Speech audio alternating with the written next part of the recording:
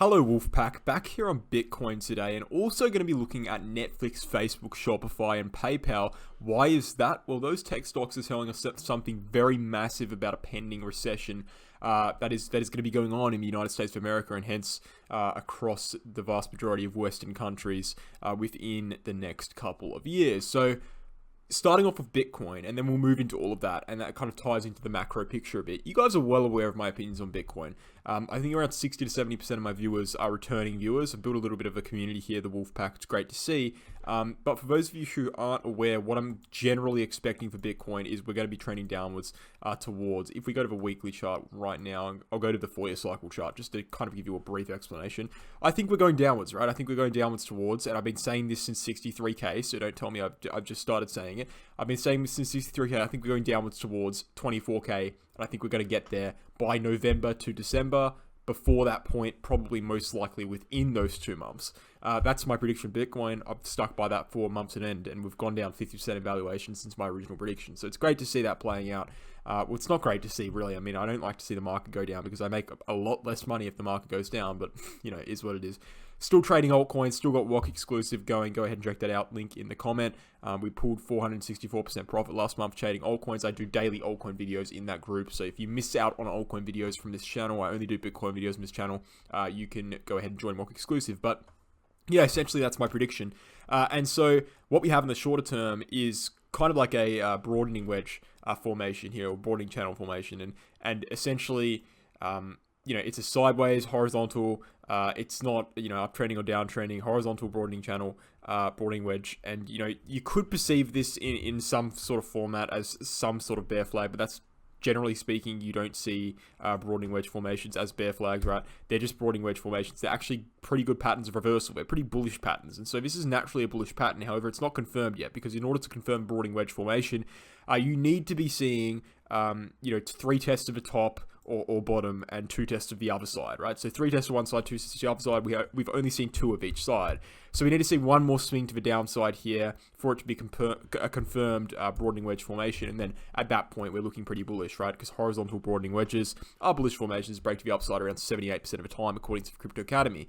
And so, you know, that's interesting to see. But generally speaking, I mean, until that's confirmed, and let's bring up the RSI here and see, actually, for the first time, I haven't looked at this yet, but see what's going on, really. And yeah, until that's confirmed, what we're really seeing is nothing really too special. We have seen bullish divergence on the RSI, which is great to see, of course, on the 4-hourly chart, and that's great because we're actually on macro support as well, on this major support line in this ascending channel formation, or bear flag formation, which is obviously macro bearish, but we're seeing short-term support, and so that would suggest we see a little bounce, and, you know, we've already kind of seen that bounce, but there is a decent amount of evidence to suggest that we could bounce a little bit higher, up to like 44 to 45K, just based off market patterns alone. Now, if you wanted to actually bring in technical indicators, there's obviously a pretty strong argument to be made that the top is in for Bitcoin, even in the short term. Why is that? Well, I'll bring up a few things here. We'll look at the Gaussian channel, the 75, the 50, and the bull market support band are all within the same region, acting as resistance, as well as the fact that the top of the broadening wedge is acting as resistance in that same region. There's a massive amount of resistance right now on Bitcoin. And unless we're able to break above, say, 42.5K and close a daily candle above that, there's no reason to be buying here on Bitcoin at all. In fact, it's very risky to be buying here on Bitcoin, right? And I don't want to, you know, make the whole video about that, but it's very true. I mean, when you have 5 major dynamic resistance zones and 1 static resistance zone in one singular price region, and you've got relatively unconvincing volume leading into it, you know, it's a pretty sure sign that you're going to be seeing rejection, especially when you're a bearish market pattern like a bear flag formation. But I don't want to overly step into that region because we talk about that quite often. But you know, I'm not particularly confident here on Bitcoin, to be honest. And I spoke about this yesterday as well. Generally, what we see, right? People will say, "Oh, we're seeing a MACD cross right now." Well, generally what we see is that just before we see a bullish MACD cross, we see it flip back bearish when you're in a bearish trend, right? You see it flatten out and flip back bearish. So I wouldn't be surprised within the next day if Bitcoin breaks down here. That's my personal opinion, but ultimately it doesn't really matter what I think, because what I do know is that if we manage to close above 42.5K, that's a buy signal until 45K. So that's an easy trade there, right? Close above 42.5K on a daily chart. Let's see what that is. you've got an easy 5% trade on Bitcoin. That's a 10% trade on altcoins. Very simple, right? So it doesn't matter what I'm predicting. That's the reality. Even if I'm wrong, we still get a trade set up, make 10% on altcoins. But yeah, I think that, all things considered, there's a lot of resistance, and I don't really understand. I don't really understand why you'd buy right now. Just wait for a breakout. It's only $1,000 away if we're going to do it. But bulwark, 4-year cycle theory, as I just said, is suggesting a November December bottom. We're in a macro bearish structure. We're in possibly a bullish structure here in the shorter term, but lots of resistance overhead, so it could even out to a neutral structure. And then I suppose with all of this considered, I'll look at one more thing before I say, stochastic RSI is predicting the tops in as well in the short term, and then this is a weekly chart, and then the weekly chart MACD crosses flattened out just like 2018, and then also we're seeing a trend just like 2018 where every time the 50 crosses underneath the 75, we usually end up at lower prices on the 200-week SMA, right? I don't think that's going to happen. That's not a prediction, but it's generally a bearish trend. So with all of those things considered, we're kind of left in a bit of a situation with Bitcoin where we just have to wait and see, right? It's very clear what the TA suggests. The TA is not good, all right? If I think the only, it's actually interesting. The only argument that I'm really hearing from the bulls right now is that what about Elliott wave theory? It's like, well, I personally don't like Elliott wave theory because I think that it's very subjective what constitutes a wave, right? There's many, many different analysis of Elliott wave theory that would say that, we have to go bearish, and then there's many different analysis that would say we go bullish, right? What's the fifth wave? What are the other four waves? Where were they? I feel like it's very subjective what you call a wave, right? So, for example, some people would call this a wave, right? And then that would be it. And then some people would call this entire move one wave. So, again, it's very hard to come to a conclusion about where the fifth wave is, whether there is a fifth wave, when you don't even know where the waves are because they're a subjective thing, right? So I don't like Elliott wave theory unless it's a very clear-cut chart. And unfortunately, Bitcoin hasn't been a very clear-cut chart throughout the entirety of 2020 and 2021 and 2022. So it's not the best thing, in my opinion. I wouldn't rely on Elliott wave theory. I'd rather rely on market patterns and candlestick patterns. And looking at candlestick patterns a little bit more, well, what we're seeing here is a doji candle, right? A bearish doji candle at resistance, which is a bearish candle formation, especially when it's at resistance.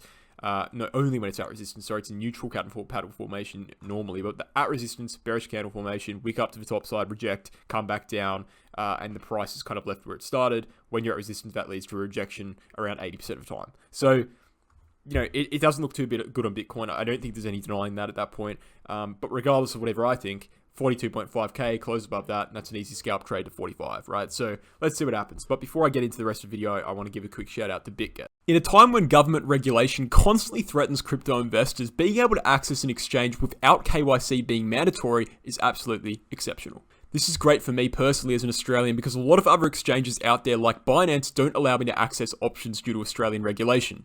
BitGet additionally is also host to trading fees even lower than the vast majority of the major exchanges at just 0.2% per trade. Sign up to BitGet using my referral link in the pinned comment below or the description box and you will receive up to $153 deposited into your account as a reward. Now, as you guys would know, or as some of you would know, we are going into a potential 50 basis point hike in the interest rates in just about 2 weeks here. And obviously that will be the first hike of 50 basis points if it does play out, which I think is most likely, in 20 years, so 2 decades, right? We've gone from record low, or not record low, but for an extended period of time, record low interest rates to interest rates being hyped quite massively due to high inflation, right? 40%, highest inflation in 40 years. Highest inflation, in my personal opinion, since World War II, but they've changed the way they calculate inflation, so the number's a bit skewed. It's actually a little higher than they say it is, right? Because they calculate it differently now to make it look better. So, the best they can make the number look is 40-year high inflation. I think that's pretty comical at that point. But the point is, I think that it's pretty certain here that we're going to be entering a recession at some point. I don't think any people, or many people, I should say, would disagree with you on that. Even the educated ones, even the top economists, right, they would not disagree with you on that. Even the Federal Reserve themselves probably would not disagree with you on that. There is going to be some sort of recession, if not already. I mean, technically it's already started, right? It depends what you consider a recession. Right? Obviously, it's a little bit subjective. There is some sort of objective reality to what a recession is. However, I would consider this being started already. I mean, go down, look at this tech stocks. This is Netflix, Facebook, Shopify, PayPal, right? These things have all started crashing already. That's called a pre-recession crash. Now, the interesting thing about all this is that, well, people are justifying these drops, right? Netflix, they had the first negative quarterly or yearly, I should say, users, right, to their platform since their existence, right? So that's obviously quite bearish. But notice how this thing started dropping way before that news, right? This started dropping from 700 USD all the way in November 15th, all the way down to 320, right? This thing halved in valuation before that happened, and then and then finally they had the lowest users, and then it dropped furthermore 200 to 210, right? This thing dropped overnight. Let's see. Let me get my calculations out here. This thing dropped overnight 39% in after hours where no retail could react to this selling. No retail had the opportunity to sell or buy or do anything. And so this is all institutional money that got drained out of Netflix stock here, right? What do you think has been happening since November, right? Do you think it's retail that's been selling? I doubt it, right? This is all institutional. It's gone down 70% over the last 107, 105 days, right? Same thing with Facebook. Look at Facebook. They had, their, I think some sort of, I can't remember, their first year or something where it didn't have consecutive growth or quarter or something like that in February, right? This thing dropped in after hours. This wasn't when retail was trading. This is all institutional. In after hours, this thing dropped 27%, right? Shopify, right? Similar story. They haven't had a big drop yet, but it's been consistently going downwards. It's downwards currently 71%. PayPal, same story. It's been going consistently downwards. Where's November? Let's find it. I mean, it even started up here in July, right? This thing's gone down 69%. What do these things have in common, right? They have in common the fact that they are big stocks that lots and lots and lots of companies hold. Why are they selling off? Because the companies are de-risking before the recession. Right, it's quite clear they're de-risking, they're getting money in cash before the recession begins, right? It's quite clear to me. And a lot of people would use these justifications that they give for selling, like, oh, Netflix has had, has lost subscribers over the last year or something like that. That's not a reason for a stock to go down 40% overnight in after hours. 40%. Right? Do you think 40% of Netflix's valuation will drop overnight because it lost users for the first time?